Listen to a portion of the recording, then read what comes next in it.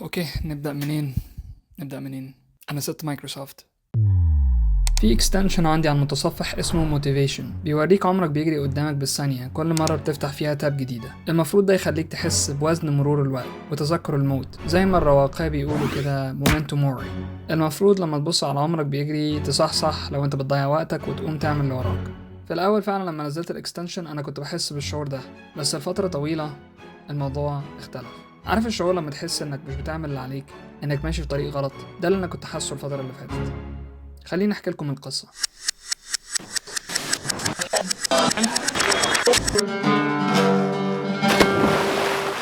وانا عندي 16 سنة سبت مصر على منحة دراسية لمدرسة في جنوب افريقيا اسمها African Leadership Academy. كان في صعوبات كتير في الفترة دي، من اللغة، الفرق الحضاري، بس الحمد لله قضيت فيها سنتين وبعدها ربنا وفقني لمنحة دراسية تانية في الولايات المتحدة. درست 4 سنين. الأول بدأت في هندسة كمبيوتر وكهرباء، وفي السنة الثالثة حولت لكمبيوتر ساينس. بعد التخرج بدأت شغل في مايكروسوفت، وده اللي كتير من الناس اللي عملت اشتراك في القناة من قريب عارفينه.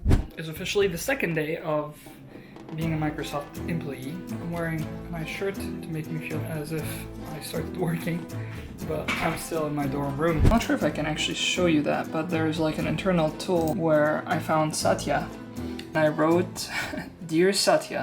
طبعا بالنسبة لناس كتير ده حلم، وكان حلم بالنسبة لي أنا كمان، واشتغلت فترة طويلة جدا عقبال ما قدرت إن أنا أحققه، بس الواقع ما كانش مماشي بتوقعاتي خالص. أول أسبوعين في مايكروسوفت ما اتبعتليش حتى كمبيوتر، وساعتها الكمبيوتر بتاعي كان بطيء وما كانش يقدر إن هو يشغل الكود، وكنت بفضل عشان أعمل أي تغيير في الكود أستنى لمدة تقريبا نص ساعة. وفوق كده ما حدش كلمني قال لي أنت هتكون شغال في تيم إيه، هتشتغل في الفرونت إند ولا في الباك إند. بما إن كان الشغل ريموت أنا كنت قاعد في السكن الجامعي، لأن أنا خلصت الجامعة في وقت اللي كان فيه كوفيد. كل السينيور انجينيرز كانوا دايما مشغولين وراهم حاجات تانية، ومحدش عايز ان هو يعمل لي onboarding، لان ما كانش فيه documentation، وفي الافات والافات من الفايلات ومليونات من اللاينز بتاعت الكود. فانا كنت داخل كده تايه. طبعا حاولت ان انا احفز نفسي على الرغم انها كانت فترة صعبة، ولاني لسه ما كنتش قبضت اي حاجة ما كانش معايا فلوس ان انا انقل. وفي وقت كوفيد كانت كل حاجة مقفولة هنا، والناس كانت فعلا محبوسة، كنا بنعمل كوارنتينينج بجد يعني.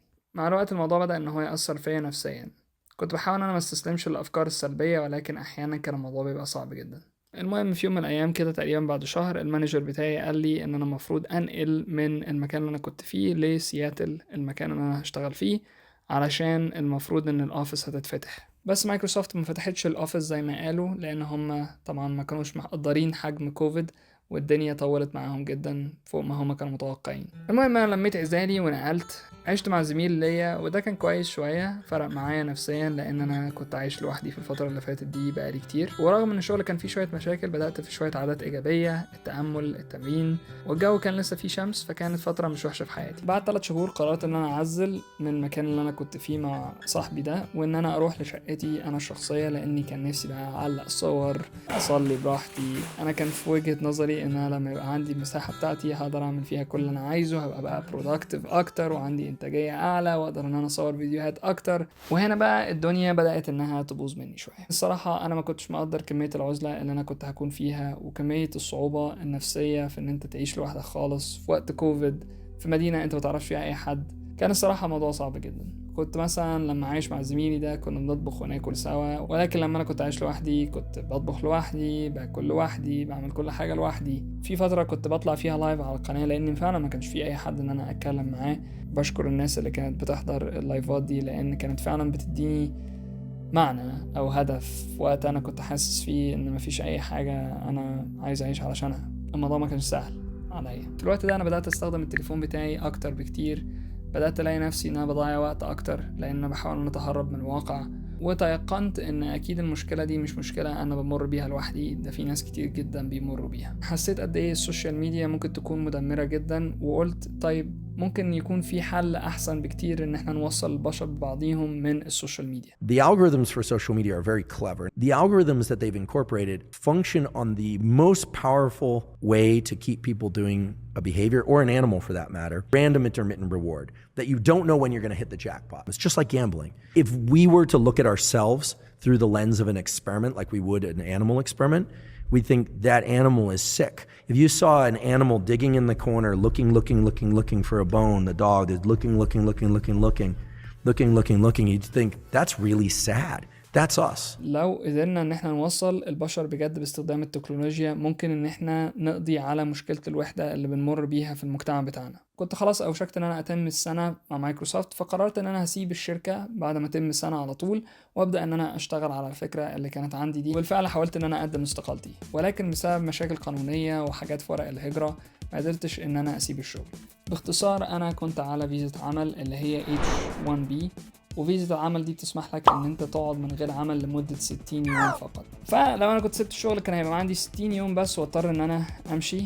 ولو انا همشي كنت هروح فين؟ هروح مصر، بلدنا ام الدنيا. ولاني بسبب كوفيد ما قدرتش ان انا انزل وقت التجنيد بتاعي، فانا بالنسبة لهم متخلف عن الخدمة العسكرية، وده ممكن يوديك السجن. فبقيت حاسس اني محشور، رغم ان العالم محتاج الحاجة اللي انا كنت عايز ابنيها. ما كنتش اقدر ان انا اسيب الشغل في الوضع ده، وحتى لو قررت ان انا اسيب الشغل كنت هروح السجن. ما كانش في قرار غير اني اصبر لحد ما الورق والاجراءات دي تتم. ولكن عمرهم ما بيقولوا لك ايه المدة اللي الموضوع هياخدها، ممكن ياخد سنة سنتين.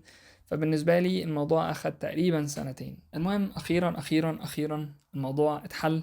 وفي الفترة اللي فاتت دي أنا سبت الشغل وسبت مايكروسوفت، وبدأت شركة جديدة اسمها ترايبل. برنامج بيساعدك إنك تلاقي ناس شبهك حواليك، بس هو مش سوشيال ميديا، ومش الغرض منه إن هو يضيع وقتك ولا يخليك إنك تمسك التليفون بتاعك طول الوقت، ولكن الغرض منه إنه يساعدك إنك تلاقي ناس شبهك في أرض الواقع. الفكرة إنك تحس إنك جزء من مجتمع أو عيلة أو شلة، تحس إنك عندك ناس بيهتموا لأمرك وبيحبوك. ففي الفترة اللي جاية دي أنا هنزل فيديوهات أكتر عن ترايبل، أوريكم اللي بيحصل وراء الكواليس.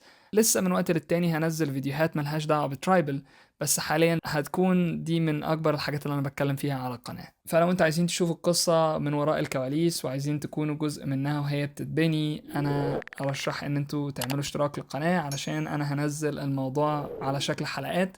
دي الحلقة رقم 0، وإن شاء الله الحلقات اللي جاية هتنزل على مدار الأسابيع اللي جاية. ودي فرصة كويسة جدا أقول لو في حد حابب إن هو ينضم لترايبل أو يشتغل معايا في الفريق، أنا بدور على ناس عندهم مهارة هم شاطرين فيها وحابين إن هم ينضموا للفريق. فلو أنت ليك أو ليكي في البرمجة، خصوصا رياكت نيتيف، أو شاطر في الموشن جرافيكس، أو في أي حاجة ممكن البيزنس تكون محتاجها، ممكن ان انت تبعت لنا في الايميل اللي هتلاقيه في الديسكريبشن. هتلاقي فيه تفاصيل اكتر في الديسكريبشن، ازاي تكتب الايميل وايه اللي محتاج ان انت تحطه في الايميل لو انت عايزني ان انا اقراه. طبعا احنا مش هنقدر ان احنا نبعت للناس كلها، احنا بس بندور على الناس اللي عندها خبرات معينة وتقدر انها تفيدنا في المرحلة اللي احنا فيها دي. وان شاء الله هتعرفوا اكتر في الفترة اللي جاية عن الابليكيشن. انا عارف ان انا بقالي كتير ما بنزلش، بس في تغيرات كتيرة حصلت في حياتي الفترة اللي فاتت، وهشارككم ايه هي التغييرات دي في الحلقة اللي جاية. يلا اشوفكم على خير، سلام.